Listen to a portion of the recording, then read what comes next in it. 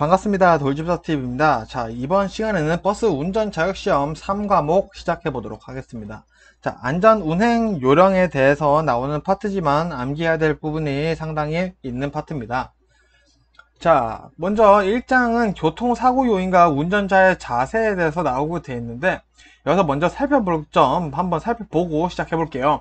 자, 교통사고 요인은 총 3가지가 있습니다. 첫 번째 인간 요인, 두 번째는 차량 요인, 그리고 환경 요인, 이렇게 3가지가 있습니다. 인간 요인은 개인의 감정에 대해서 얘기를 하는 거고요.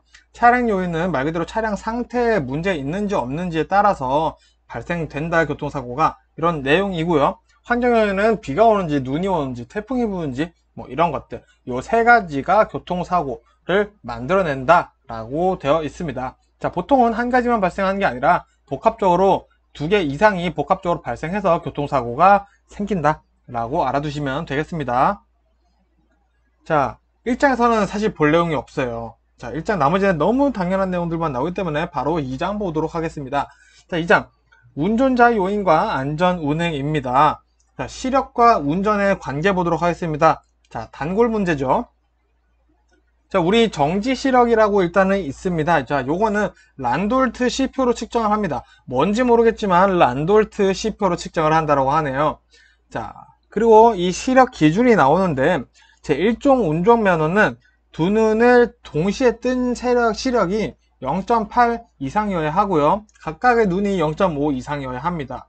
그리고 제 2종 운전면허는 두 눈의 동시 시력이 0.5 이상이면 되죠. 0.3 정도 낮죠. 그리고 한쪽 눈을 만일에 못 보시는 분이라면은 이제 다른 한쪽 볼 수 있는 눈 이쪽이 0.6 이상은 되셔야지 이제 운전을 할 수 있다라는 기준이 있습니다. 자, 요게 이제 정지 시력 기준이고요. 동체 시력이란 뭐냐? 내가 한 점을 응시를 하고 있더라도 주변 사물이 뭐가 있는지 이렇게 다 얼추 보이죠? 자, 요게 이제 동체 시력인데 이동 속도가 빠르면은 당연히 저하되겠죠. 자, 이런 동체 시력 종류도 있고요. 시야라고 하는 것은 기본적으로 중심시와 주변시로 나눠집니다. 자, 중심시란 뭐냐? 자, 여기 앞에 내가 나무가 있어. 이 나무를 내가 열심히 보고 있습니다. 요 나무가 그러면 이 중심 시야가 되는 거고요. 이 정도. 그럼 요 주변에 막 토끼도 뛰어놀고 막 여기 사람도 막 서 있어요. 여기 사람도 막 놀고 있어요. 그럼 요 주변에 보이는 시사가 아니라 시야죠. 죄송합니다. 이 시야가 주변시다. 그래서 요 모든 걸 합친 것이 이제 우리에게 보이는 시야가 된다라는 개념이 있습니다. 자, 뭐 이거는 중요한 건 아니고요. 자, 깊이지각이란 뭘까? 양안의 단서와 단안의 단서. 양눈으로 본 것과 한쪽 눈으로 보이는 것의 단서를 합쳐서 물체의 거리, 내가 있는 곳과 저 지금 있는 보이는 물체와의 거리가 어느 정도 될 것인가라는 것을 파악하는 게 이제 깊이지각인데, 이 조도가 낮아지면 깊이지각이 떨어져요. 그래서 요 조도와 깊이지각이 연관이 되어 있다는 거 봐주시면 되고, 깊이지각은 입체시라고도 한다 라고 보시고 넘어가면 되겠습니다. 자, 그리고 야간 시력인데 뭐 어떤 현상들이 있는지가 우리는 알아둬야 됩니다. 먼저 현혹현상. 자, 운전 중 갑자기 대향차 마주편에서 오는 차가 갑자기 막 상향등을 켰어요. 눈부시죠? 요런 게 이제 현혹현상이고요. 증발현상. 자, 요거는 대향차 전조등 때문에 눈이 부신데 눈이 부셔서 다른 게 안 보이는 거예요. 개념이 살짝 다르죠. 현혹현상은 내가 눈이 부신 거고요. 증발현상은 내가 눈이 부셔서 옆에 있는 장애물을 못 본 것까지가 증발현상이 된다라는 요 차이, 이 뉘앙스 차이 잘 이해해 주시면 좋겠습니다. 자, 그리고 이 2장에서는 지금부터 좀 당연한 내용들이 나옵니다. 이제 어떤 뉘앙스로 나오는 것인지, 우리가 굳이 외워야 하는지, 그럴 필요 없다라는 것을 제가 지금부터 차근차근 설명을 해드릴게요. 자, 먼저 이런 게 나와요. 감정이 운전에 미치는 영향. 글쎄 뭐가 있을까? 라는 생각을 할 수는 있지만, 부주의한 운전과 집중력 저하를 하겠죠. 당연하죠. 그리고 정보 처리 능력이 저하가 됩니다. 내가, 열받아, 이러면서 딴 생각을 하다 보니까 이런 것들을 잘 신경을 못 쓰겠죠. 그래서 감정을 통제하는 방법까지 우리에게 알려주고 있는데, 자, 운전과 무관한 것에서 나온 감정 다스리기. 자, 운전 중에 생기는 상황 이해해주기.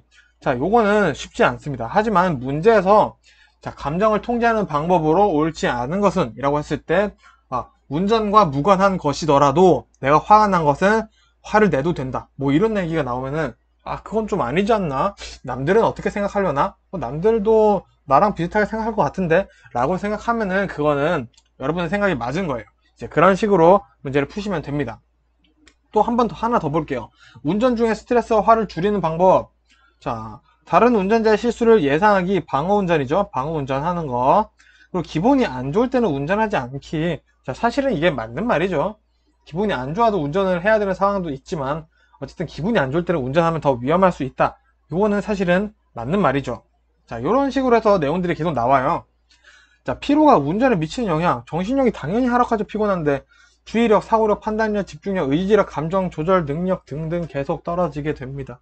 자, 이거는 당연한 내용이죠. 신체력이 하락합니다. 피곤한데 당연하죠. 계속 당연한 얘기들이 이런 식으로 나와요. 자, 그래서 한번 연결 좀 더 우리가 꼬아볼까요? 정신적, 신체적 능력이 하락하면 어떤 사고가 생길까?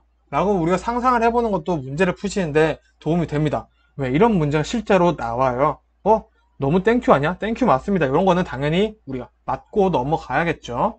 자, 그리고 운전 중 피로 푸는 방법 뭐 이런 거 있습니다. 햇빛이 너무 세다. 그러면은 뭐 앞에 썬팅 혹은 선가드 이런 것을 내리면 되겠지만 뭐 선글라스를 끼는 것도 맞는 방법이겠죠. 자, 이런 식으로 문제가 나온다라는 거를 계속 지금 말씀드리고 익히시라고 이런 내용들을 넣은 겁니다. 자, 그리고 요거 음주운전, 음주나 술에 대한 잘못된 상식 한번 짚고 넘어가겠습니다. 요즘 좀 이런 게 트렌드인 것 같아요. 자, 운동이나 사우나, 커피는 술을 빨리 깨게 한다. 아무 상관없고요. 알코올은 음식이나 음료다. 자, 음료 마시는 거니까 당연한데 정확히는 중추신경계에 영향이 있는 약물이라고 합니다. 그래서 위험해요. 술을 마시면 생각이 더 잘 된다. 뭐 그렇다라고 하는 사람들도 있겠지만 과학적으로는 이 중추신경을 둔화시키는 억제제 역할을 한다고 합니다. 그래서 술을 마시면 생각이 더 잘 된다. 뭐 이런 사람 분들은 좀 특이한 케이스이지 않을까 싶습니다. 자, 그리고 술 마시고 얼굴이 빨개지면 건강한 것이다. 전혀 그렇지 않다고 하네요. 체내에 아세트알데히드라는 발암 물질이 축적되기 때문에 얼굴이 빨개지는 거라고 합니다. 위험한 거죠. 야, 술 마시면 담배가 맛있어진다. 자, 사실 뭐 저도 흡연자이긴 하지만 술 마셔서 담배가 맛있어진다? 솔직히 이거는 제가 좀 말을 아끼는 게 중요할 것 같네요. 자, 근데 이렇게 하면은 구강암, 식도암 등 발암 물질이 체내에 흡수되는 게 너무 빨라져서 정말 위험하다라고 합니다. 그리고 간이 좋으면 술을 많이 마셔도 된다라고 하는데, 자, 술을 많이 마실 수 있는 것과 술이 빨리 분해되는 것과는 차이가 있답니다. 자, 아무리 좋은 간이다 하더라도 1시간에는 0.015% 분해하라는 게 최대라고 합니다. 그래서 간 분해 속도가 빠르고 적고의 차이는 거의 없다라는 거 알아두시면 좋겠습니다. 자, 그럼 음주가 운전 능력에 미치는 영향 볼까요? 자, 1번 정신적, 신체적 협동 능력이 낮아진다. 자, 내가 생각하는 대로 운전이 잘 안 되는 거죠. 이거는 내가 술을 많이 취한 상태로 걸을 때도 비슷한 거죠.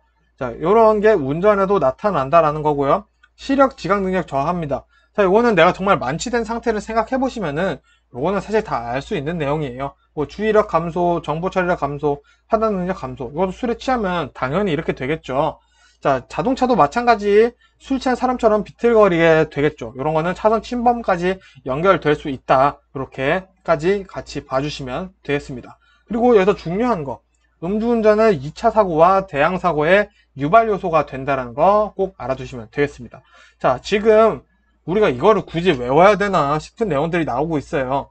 자, 그래서 2장에는 지금 이런 내용들이 많이 나오고 있습니다.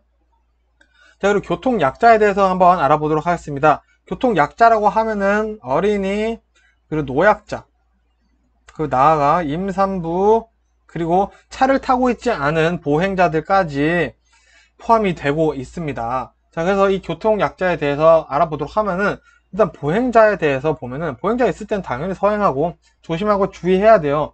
시험 문제에 정말 이런 식으로 나옵니다. 보행자가 있을 때 운전은 어떻게 해야 되는가? 서행해야 한다. 과속해야 된다. 빨리 지나가야 한다. 뭐 이런 식으로 정말 생각 한번 해보면 풀 수 있는 문제들이 나옵니다. 근데 여러분들이 실수를 많이 하셔서 그런 거예요. 왜? 긴장을 하다 보니까. 그래서 정말 이런 문제는 쉽게 풀 수 있는 문제들은 꼭 맞추신다 생각을 하시면 되니까 너무 걱정하실 필요 없어요. 자, 그리고 2번이나 뭐 3번, 그리고 4번, 5번 이런 것들도 사실 한번 쭉 읽어보시면 되는 내용이기 때문에 굳이 설명드리지는 않겠습니다. 자, 교통약자, 고령 운전자에 대해서 한번 일단은 말씀드려볼게요. 55세 이상을 이제 우리는 고령 운전자라고 말씀드리는데, 이 고령 운전자분들은 아무래도 시야 능력이 조금 줄게 됩니다. 정지 시력, 동체 시력, 마찬가지 식별 능력, 판단이 좀 저하하시게 되고 있고요. 암수능 시간도 증가하게 됩니다. 또 마찬가지로 이 청력에도 기능이 영향이 있기 때문에 이제 오토바이 소리, 운전하는데 차량 소리, 경적 소리 이런 거를 잘 못 들으실 수가 있어요. 그래서 우리 또 괜히 화난다고 막 그럴 수도 있는데 정말 이거는 못 들으셔서 그런 거니까 조심하셔야 된다 라는 의미로의 경적 정도는 좋을 것 같습니다. 자, 그리고 체력이 좀 떨어지다 보니까 위기 상황이 생겼을 때 갑자기 순간 대처를 하기가 쉽지가 않을 수도 있어요. 회피 능력 이런 것도 떨어질 수 있겠고요. 정신적으로도 이제 생각이 조금 느려질 수 있다 보니 반응 시간이 늘어진다. 그래서 교통사고가 좀 취약하다라고 보시면 되겠습니다. 자, 그리고 요거 하나 알아둘게요. 고령자 교통사고는 매년 증가의 추세는 있습니다. 하지만 고령자 교통 사망사고는 감소하고 있다. 자, 고령자 교통 사망사고가 증가하고 있다. 증가한다 그랬는데 맞는 것 같아요. 이렇게 하시면 틀린다는 겁니다. 이 차이점은 일단 머릿속에 좀 담아주시면 좋을 것 같아요. 자, 그리고 자전거, 이륜 자동차에 대한 모든 것 한번 보도록 할게요. 자, 일단은 내용상은 이렇습니다. 이륜차나 자전거에 경적을 울리면 안 된다고 돼 있어요. 왜? 운전을 하다가 놀라서 핸들 딱 틀어버리면 바로 쓰러지죠. 그러면은 2차 사고의 연결 가능성이 높습니다. 자, 그래서 경적을 울려서 안 되고요. 앞지를 때는 주의해야 돼요. 우리가 자동차를 타고 빨리 지나가면 옆에 공기의 흐름이 바뀌기 때문에 휘청거릴 수 있다고 합니다. 자, 그리고 교차로나 주차, 정차 상태에서 출발할 때 오토바이가 오고 있는지 백미러를 잘 확인하셔야 되고요. 야간에 가장자리 차로를 주행을 하실 때는 자전거가 있지는 않은지 잘 각별히 주의를 해주셔야 된다는 내용까지 알아두시면 좋겠습니다. 자, 그러면 이제 본격적인 암기해야 되는 내용들이 뭔지 보도록 하겠습니다. 자, 운행 기록 장치란 무엇인가 한번 보도록 할게요. 자, 차마, 자동차죠. 자동차의 속도나 위치, 방위각, 얼마나 가속하는지, 가속도, 주행거리 등을 기록하는 자동차의 장치예요. 자, 그래서 이것들을 이제 운송 사업자는 점검하고 관리를 해줘야 합니다. 자, 어떤 것들을 점검하고 관리를 하냐? 운행 기록의 보관, 폐기 관리를 하고, 운행 기록의 저장 여부와 출력 여부 잘 감시가 되고 있는지, 그리고 작동은 잘 되고 있는지, 보장되지는 않았는지, 이런 것들 당연히 관리해야 되는 내용들이죠. 사실 외워야 하는 것 같지만 생각해보면 당연한 것들입니다. 자, 이런 것들은 CD나 USB, 컴퓨터 등에 저장해서 보관하고 있습니다. 자, 운행 기록 장치를 제출할 때는 그러면 어떻게 하냐? 자, 인터넷이나 무선통신 등을 이용해서 운행 기록 분석 시스템으로 전송을 합니다. 자, 그럼 요거는 이제 한국교통공단이 보관을 하는데 1초 단위의 운행 기록 자료는 6개월간 저장을 한다 라는 거 외워두시면 되겠습니다. 자, 그럼 이제 운행 기록 분석 시스템을 한번 알아보도록 할게요. 자, 여기서 운행 기록 운행 기록을 이제 제출을 받았어요. 그러면 운행 기록 분석 시스템으로 전송한다고 했죠? 자, 이 운행 기록 분석 시스템은 뭘 하냐? 자동차의 순간 속도, RPM, 분당 회전 수죠. 그리고 GPS, 방위각, 브레이크 신호, 가속도, 운행 기록 등등의 자료를 분석을 합니다. 그 자료를 분석을 해서 운전자의 운전 습관을 알게 되죠. 그래서 이거를 운수회사에 제공을 하게 됩니다. 그렇게 함으로써 이러는 거죠. 야, 쟤 운전 이렇게 한다? 라고 얘기를 하는 거죠.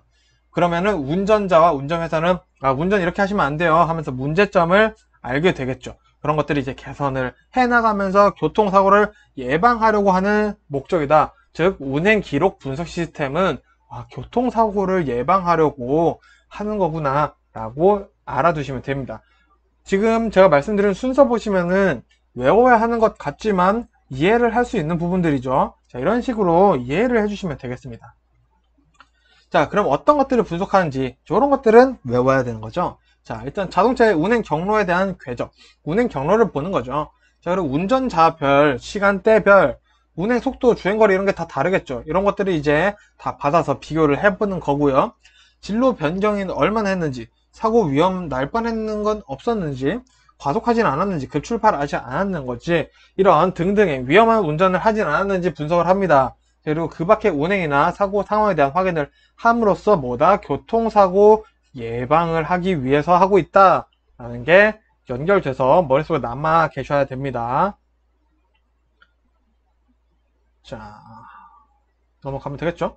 자, 그럼 이것들은 어디에 활용하냐? 자, 활용하는 게 아까 교통사고 예방이라 그랬어요. 자, 그럼 조금 더 구체적으로 보는 것 뿐입니다. 자, 자동차 운행 관리를 하고요. 운전자에 대해 너 난폭 운전하지 마. 아니면은 앞으로 더 좋은 운전을 해. 이런 교육이나 훈련 등을 하게 될 거고요. 교통수단 및 운행 체계 개선까지 이루어질 수 있습니다. 그리고 나라의 정부 입장에서는 교통행정기관에서 운행 계통 및 운행 경로를 개선할 수도 있겠죠. 그리고 운송 사업자의 교통 안전 관리도 개선할 수 있습니다. 그리고 그 밖에 교통사고 예방을 위한 안전 정책의 수립까지 가능하다라고 보시면 완벽하게 이해를 하신 겁니다.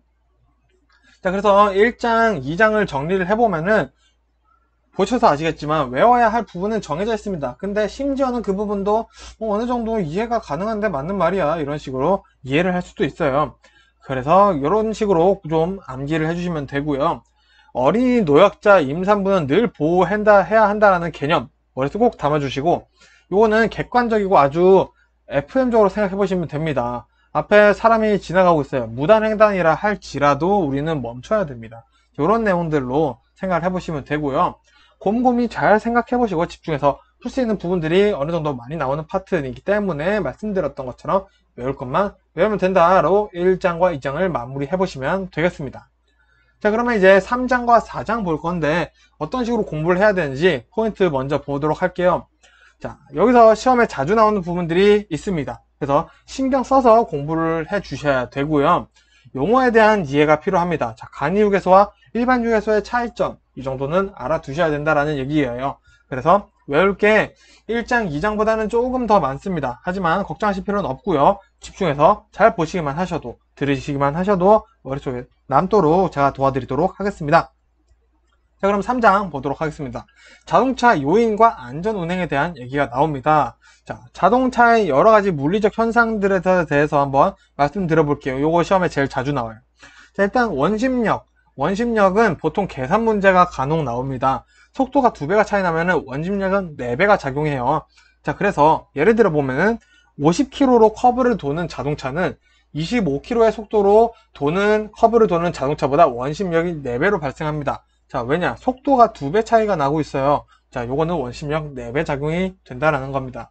자, 만일에 100km 커브로 돌고 있는 차랑 50km 커브로 돌고 있는 차랑 마찬가지로 원심력이 4배로 차이가 나겠죠. 자, 그리고 스탠딩 웨이브 현상입니다. 자, 요거 제가 2과목에서 한번 설명드렸었어요. 타이어, 땅과 타이어 접지면이 여기죠. 여기를 기준으로 자동차 타이어가 회전을 할 때 접지면 뒤쪽으로 열이 발생을 하는데 타이어가 일시적으로 찌그러지게 됩니다. 열 때문에. 근데 요 찌그러진 부분이 너무 타이어가 빨리 회전하다 보니 다시 접지면 돌아올 때까지 복원되지 않은 상태로 쭈그러진 상태로 온 거예요.